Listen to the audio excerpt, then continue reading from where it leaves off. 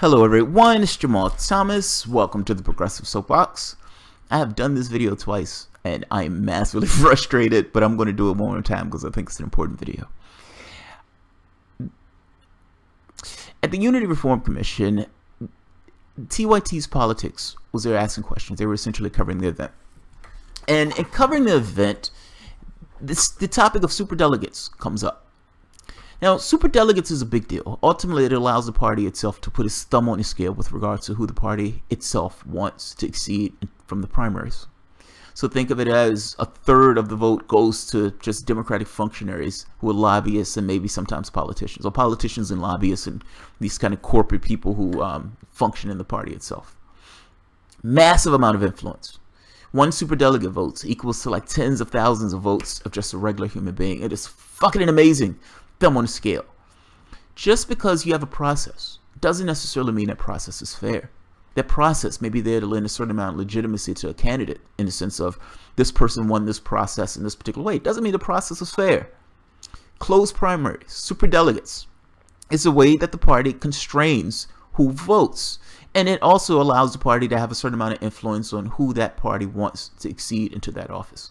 Now, the reason why this is important is because the Dem Enter crowd has consistently made this argument that the Democratic Party can change, and we're going to be the ones to change it. It's like we're going to re-ensoul the Democratic Party, like it's an episode of Angel where Angel is getting his soul rammed back in him by some gypsy.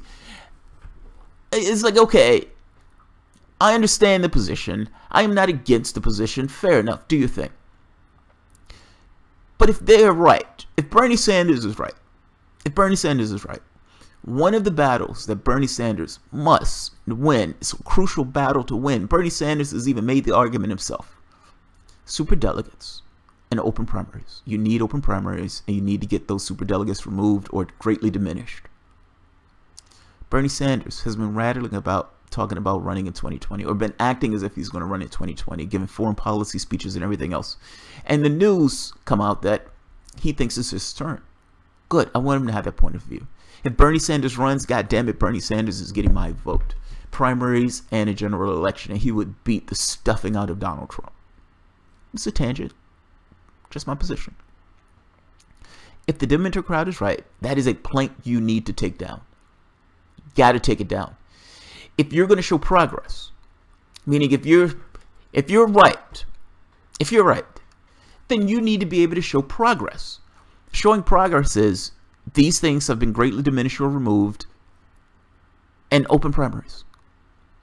It's not just about progress, though. This is not just a statement. This is something that Bernie Sanders needs. Bernie Sanders was hobbled massively by the superdelegate thing. People looked at the total and said Bernie Sanders has no chance of winning because Hillary Clinton has a magnificent lead before the primaries had even started.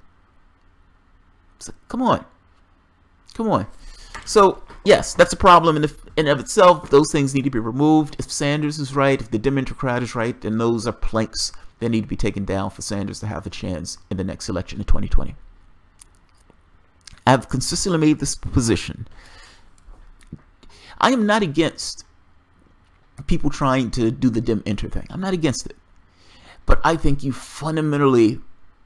need, look, the Dem-Exit is your friend, and you need that Dem-Exit. You need a club. You need a third party. You need a legitimate third party to threaten the Democratic Party itself, which means that you need the capacity to say no.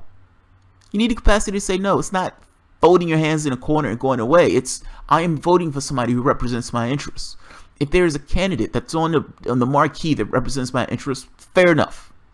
If it's not, fair enough. I will take my vote elsewhere, or my vote will be, I am just not voting for these candidates, or I'm writing in somebody. They need to be perfectly aware and fully understand that they have the capacity to lose. And if they believe that in every situation, like the abused spouse, that you're always going to come running back, then they have no capacity or no incentive to change. Zero. Joe Manchin going to TYT for that interview had nothing to do with Paula Swearengin. I love Paula Swearengin to death, but it's not about Paula Swearengin. Joe Manchin is concerned that he's going to lose to a Republican. Your threat, your club, your brick, the thing that you can hit them with is understanding that they can lose and having that understanding on a mass scale. And whether you realize it or not, that strengthens your hand from the standpoint of this dim enter. Being the abused spouse is not the way to strengthen your hand. Allowing them, making sure they understand fundamentally that if we do not get our way, you will lose. That's your strength. That's your brick. You don't have a third party. If you don't have a third party, you don't have that pressure pushing from the left, meaning you need something. You need a third party. Or you need the capacity for them to lose. You need one of those two things. You need one of those two things. And again, it's not that I'm against the dim enter crowd. I just, look, do your thing. I think all of these things work in tandem to some degree. It's the same like Malcolm X versus Martin Luther King. It's like saying Malcolm X saying you don't need Martin Luther King and vice versa. Both of those things work in tandem. Not going to belabor the point, and that's not what this one is about. Let's take a look at this woman. This woman is making the argument of an autocrat, a king, and a queen. She is in the Democratic Party, and she firmly believes what she's saying. So let's take a look. Let's take a look. And by the way, this is not representative of everybody that was there. There are some people there who are arguing to eliminate those superdelegate votes, those superdelegates entirely. She's on the side of, no, we need to be undemocratic. That's what we need. We need undemocracy. Democracy is messy and problematic to our rule. Let's take a look. Because when people sit down and think about it, they realize that if you want your Democratic president to be effective, you want that president to be somebody that the members of the House and the members of the Senate and the governors and the party members can work with.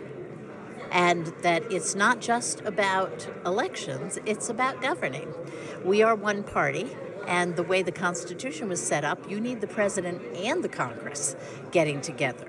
All you need to do to understand how important this is look at what's happened to President Trump. So do you think the elimination of the superdelegate process would lead to a Trump on the Democratic Party side? I think that the entire political system has become vulnerable to people like Trump, who have no business being president of the United States by virtue of experience and, more importantly, by virtue of temperament.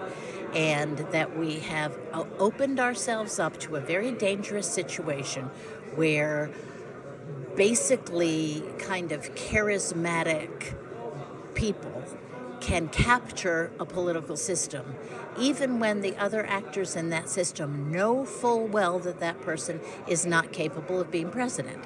But it doesn't mean it won't happen to the Democrats. Okay, we now are led by a person who is unstable and not fit for office. Well, what do you understand what she just said? That's an amazing statement, by the way. I mean, it's being couched a particular way, but that is an amazing position to take. Look, people can be taken by charismatic figures. We can't trust what the public may vote for. Democracy is a problem in this process. We know what's right. We're the governing class. And we can't leave this process up to the unwashed masses who drag themselves and believe that their vote should count. That's an amazing position. That is an amazing, immensely undemocratic position to take. Also, this thing of we opened ourselves up. Who is we? Who is we? When I always tell you, you know, when you're looking at videos, you try to figure out who her audience is. Who is she talking to? Who is we?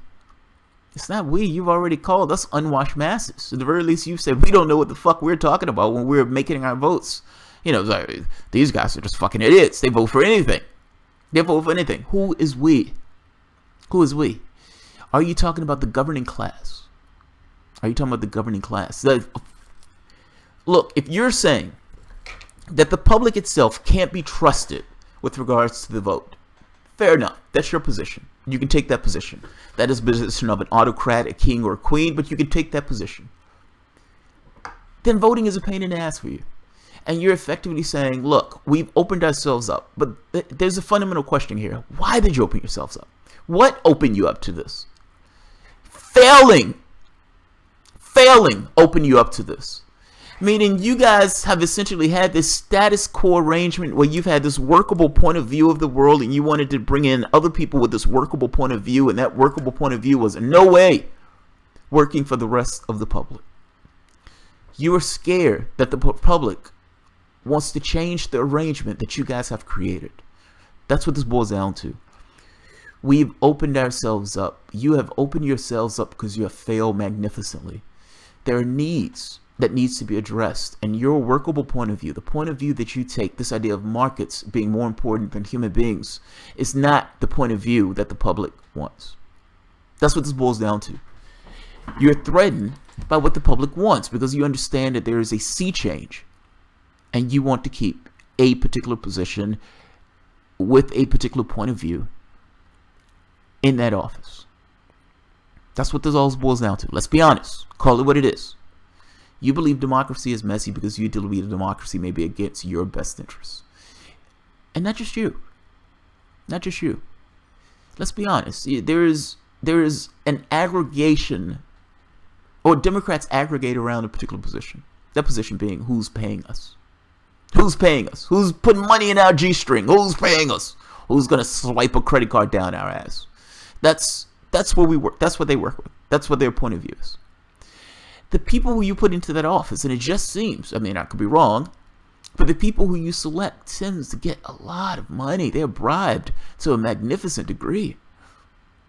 You don't believe that that bribery in some way affects the integrity of the person who's getting into that office?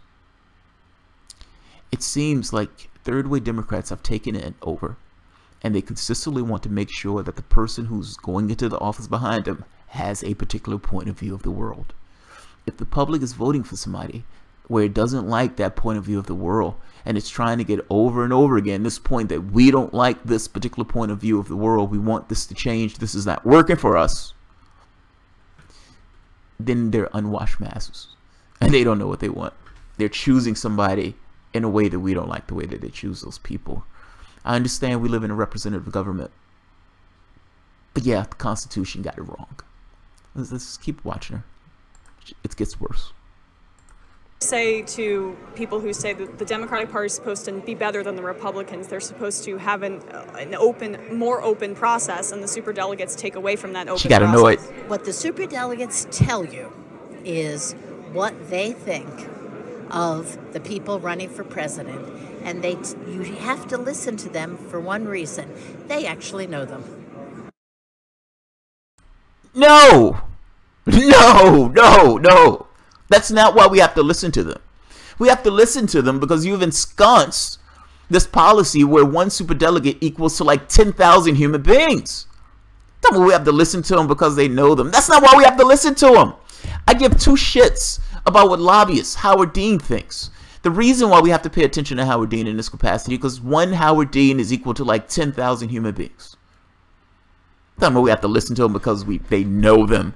No, that's not why at all. That's not why at all. You've instantiated an unfair advantage into your political apparatus. And instantiating that unfair advantage, you're making this point as if, well, I mean, these guys know him. Why can't you trust the people who we choose? It's like, hey, trust us. We know what we're talking about. We're the governing class. We know what's best. We know what's best. The way we show we know what's best is by allowing one human being to equal to thousands and thousands and thousands and thousands of regular human beings. Let's keep going. Okay, the voters don't actually know them.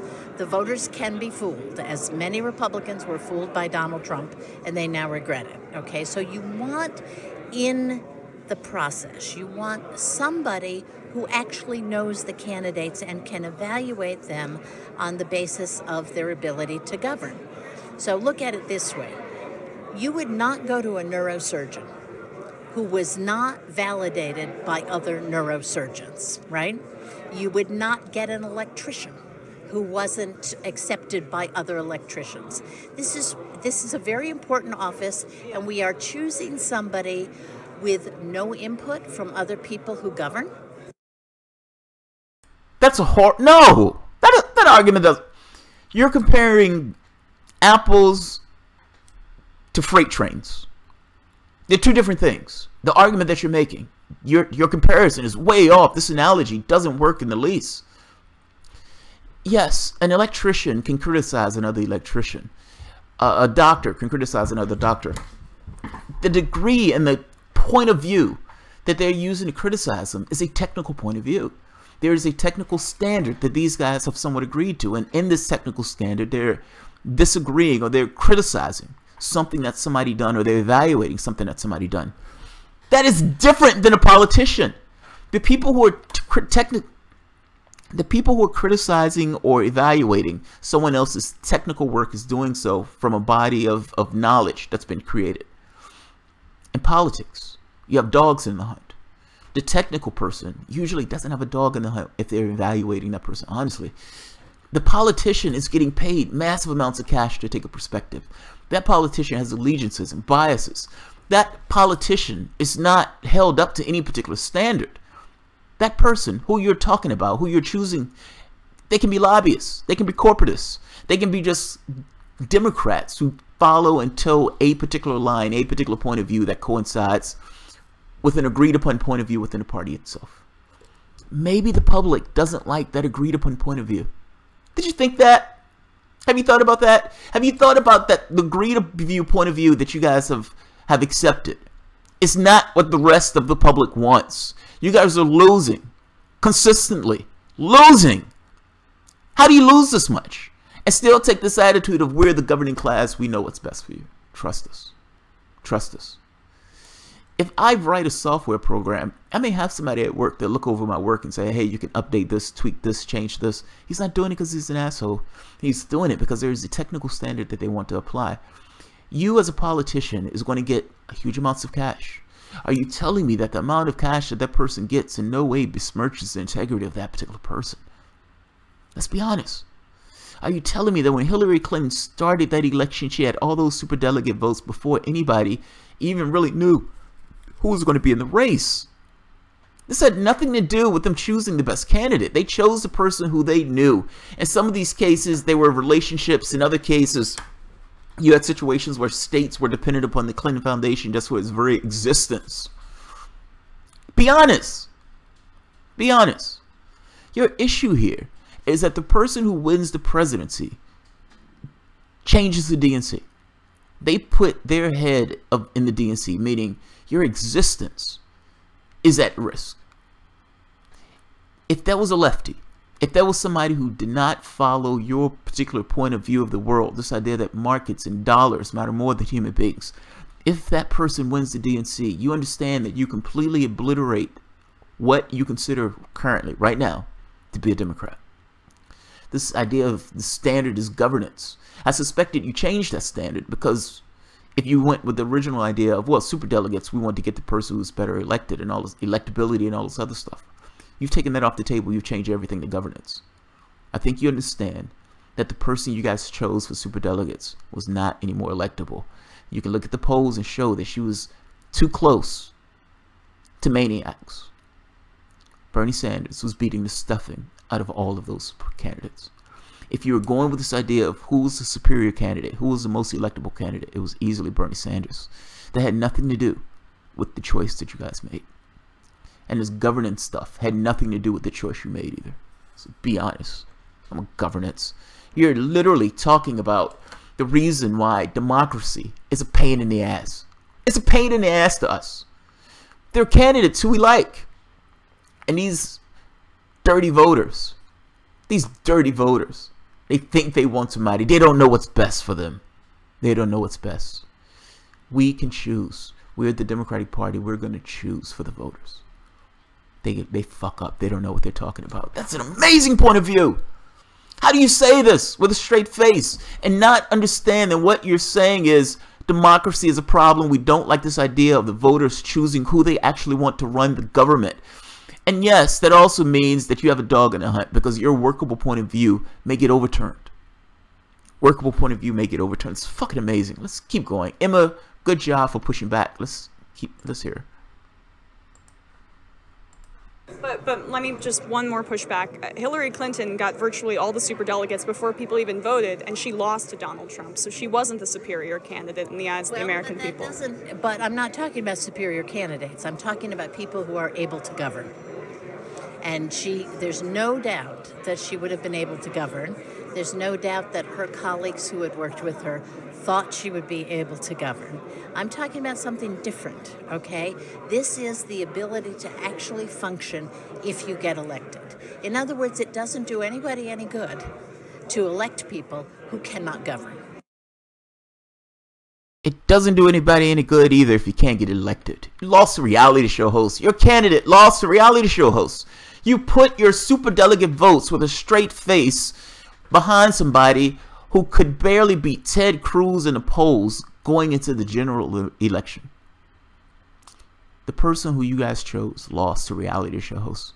If the Democratic Party would have came to his senses and says, we don't like Bernie Sanders, but we're at least going to put up a ham sandwich, that ham sandwich would be president right now. No, that ham sandwich couldn't govern. But it would have been a better candidate than Hillary Clinton. That's fucking amazing. Absolutely fucking amazing. Let's keep. We have just done that for the first time in our history, and we are in big danger from this guy. By the way, when did the standard become being able to govern? I've never heard that. The entire election season, all I heard was Bernie Sanders can't get elected. Bernie Sanders can't get elected. Bernie Sanders can't get elected. Bernie Sanders would fold in the sun when the heat of the election gets to him. Hillary Clinton has been hit in the face with a bag of knuckles every day for 20 years. She can take it. She's vetted. She's vetted. Yeah, they were wrong. Electability has to be a big fucking deal. Implicit in this conversation is Bernie Sanders couldn't govern. Bernie Sanders wouldn't govern the way that we would like Bernie Sanders to govern. Bernie Sanders, he's unqualified to govern. He's like Trump, etc., etc. The man has been in Congress for God knows how long. The man has worked with Democrats for God knows how long. They have their biases.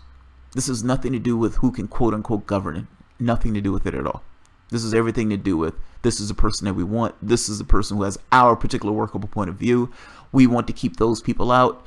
And even if the public itself wants a particular candidate, too bad for the public. Too bad for the public. That's fucking amazing. Fucking amazing. Can't believe this woman is in a representative government and is essentially saying democracy is problematic for us. That woman's a Democrat. That woman's a Democrat. She may not be representative of each and every person that's in this particular thing. There's some people who are for, there's some people who are against the superdelegates. She is definitely one of those people who are for the superdelegates. Deborah Wasserman-Schultz said the exact same thing. Yes, we use superdelegates to keep people out of grassroots. We don't want our candidates being challenged by people in the grassroots. This is out of their mouth. This is not me putting words in their mouth. Democracy is a problem for Democrats. At least for this branch of Democrats. If the Dem Enter crowd is going to get anything done, this person needs to lose. That person needs to lose. And you need to make sure that person loses in your upcoming thing, because you need to get across that A, those superdelegates needs to fall, and B, you need to have open primaries. If Bernie Sanders is going to have a chance of running in 2020, those things need to be in place. And again, I will make the point that those things are milestones in regards to whether or not you guys are making success on this idea of Dem Enter. No, I'm not going to bitch. I still say having the capacity to say no. Well, we'll see. We'll see how it evolves. We'll see how it evolves. This woman is a maniac. This woman is an autocrat pretending to be a Democrat. And I am amazed that this woman is in this country essentially saying the voters of this country don't know what they're doing. We need to be the ones to make the choice on who gets in office. It's amazing. I will leave it at that. If you enjoy the content, feel free to share, like, subscribe, and of course, you can always support the Patreon. Thanks, guys. Oh, by the way, you can also support through Super Chat now.